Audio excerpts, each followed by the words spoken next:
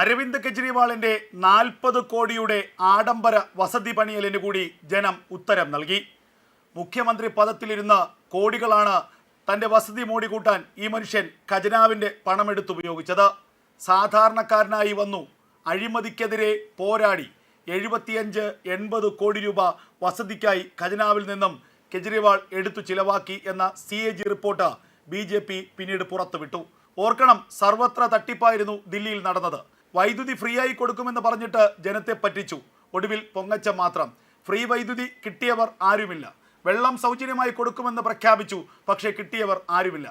അങ്ങനെ ഇരിക്കവെയാണ് സ്വന്തം വീട് മോടികൂട്ടാനും ഖജനാവ് മുടിച്ച് തേച്ച് കഴുകിയത്.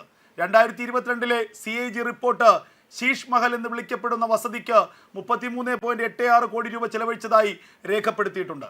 ഈ റിപ്പോർട്ട് 2022 വരെയുള്ള ചെലവുകളുമായി ബന്ധപ്പെട്ടതാണ്. 23-ലെയും 24-ലെയും ചെലവുകളെക്കുറിച്ച് ഒരു വെളിപ്പെടുത്തലുമില്ല.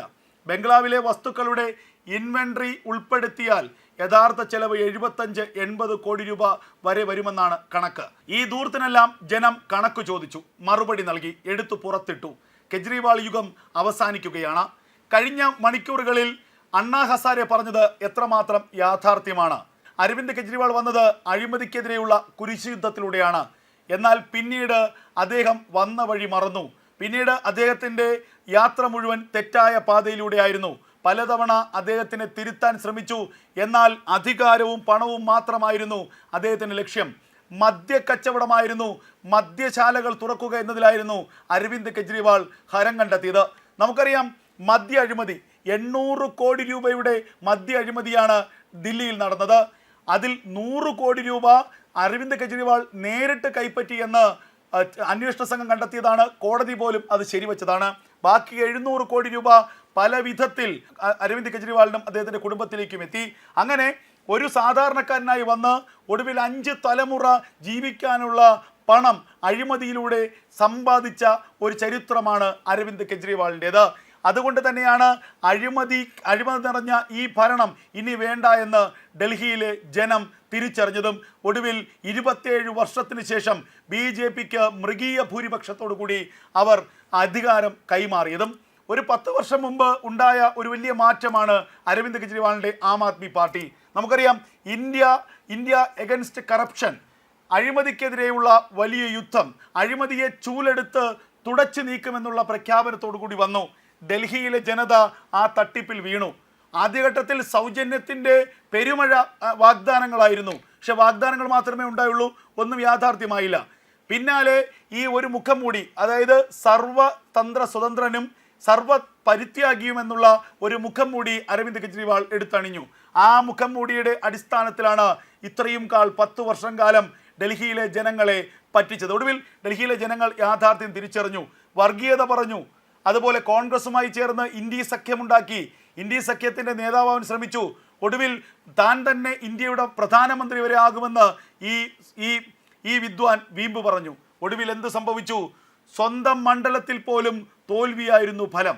സർക്കാർ ഉണ്ടാക്കാൻ കഴിഞ്ഞില്ല എന്നത് പോട്ടെ, ഇത്തവണ ന്യൂഡൽഹി മണ്ഡലത്തിൽ നിന്ന് വിജയിക്കാൻ പോലും അരവിന്ദ് കെജ്രിവാളിന് കഴിഞ്ഞില്ല. കെജ്രിവാളിൻ്റെ ഈ തട്ടിപ്പും ഈ പറയുന്ന അഴിമതിയും ഡൽഹിയിലെ ജനങ്ങൾ തിരിച്ചറിഞ്ഞിരിക്കുന്നു എന്നുള്ളതാണ് യാഥാർത്ഥ്യം. പരാജയത്തിലേക്ക് പോകുമ്പോൾ വോട്ടെണ്ണലിൻ്റെ ഒരു ആദ്യഘട്ടത്തിൽ തന്നെ അണ്ണാ ഹസാരയുടെ പ്രതികരണം ദേശീയ മാധ്യമങ്ങൾ തേടിയിരുന്നു. അപ്പോൾ അദ്ദേഹം പറഞ്ഞത് വളരെ കൃത്യമാണ്. ഒരു മനുഷ്യൻ തെറ്റായ പാതയിലൂടെ സഞ്ചരിച്ചു, നേരായ പാതയിൽ പോകണമെന്ന് കരുതി വന്നയാൾ പിന്നീട് അയാൾ നിയന്ത്രിച്ചത് മുഴുവൻ മദ്യവും അതുപോലെ സാമ്പത്തികവും നേട്ടങ്ങളുമൊക്കെ ആയിരുന്നു. അങ്ങനെയാണ് അരവിന്ദ് കെജ്രിവാൾ വഴി പിഴച്ചു പോയത് എന്ന് അണ്ണാ ഹസാരെ പറഞ്ഞിരിക്കുന്നു. ആ വഴി പിഴച്ച നടപ്പിന് ഡൽഹിയിലെ ജനം കൃത്യമായ മറുപടി നൽകിയിരിക്കുന്നു. സ്വാതി മലിവാൾ ഒരു കാലത്ത് അരവിന്ദ് കെജ്രിവാളിൻ്റെ സന്തത സഹചാരിയും പാർട്ടിയുടെ രാജ്യസഭ MP-യുമായ സ്വാതി മലിവാൾ ഈ പരാജയത്തിന് തൊട്ട് മുൻപ് ഒരു ചിത്രം X പ്ലാറ്റ്ഫോമിൽ പോസ്റ്റ് ചെയ്തിട്ടായിരുന്നു. അതായത് കൗരവ സദസ്സിൽ വെച്ച് ദ്രൗപദിയുടെ വസ്ത്രം അഴിക്കുന്ന ദുശ്വാസനൻ്റെ ചിത്രം. ആ ദുശ്വാസനൻ ആ പ്രവൃത്തി ചെയ്യുമ്പോൾ ദ്രൗപദിയെ രക്ഷിക്കാനായി ശ്രീകൃഷ്ണൻ അവതരിക്കുന്ന ആ ദൃശ്യം ഒരുപാട് അനുമാനങ്ങളുള്ളതാണ്. ഒരുപാട് തരത്തിൽ അതിനെ വ്യാഖ്യാനിക്കാൻ പറ്റുന്നതാണ്. ഡൽഹിയിലെ ജനത്തിൻ്റെ അവസ്ഥയാണ് ദ്രൗപദിയുടെ അവസ്ഥ. ഒരു ദുശാസനൻ അരവിന്ദ് കെജ്രിവാളാണ്. ആ ദുശാസനാൽ ഡൽഹിയിലെ സ്ത്രീകൾക്ക്, ജനങ്ങൾക്ക് ഒരു സ്വൈരവുമില്ല. അവരെ പച്ചയ്ക്ക് വിൽക്കുകയാണ്. അവരെ മുന്നിൽ നിർത്തി അഴിമതി കാണിക്കുകയാണ്.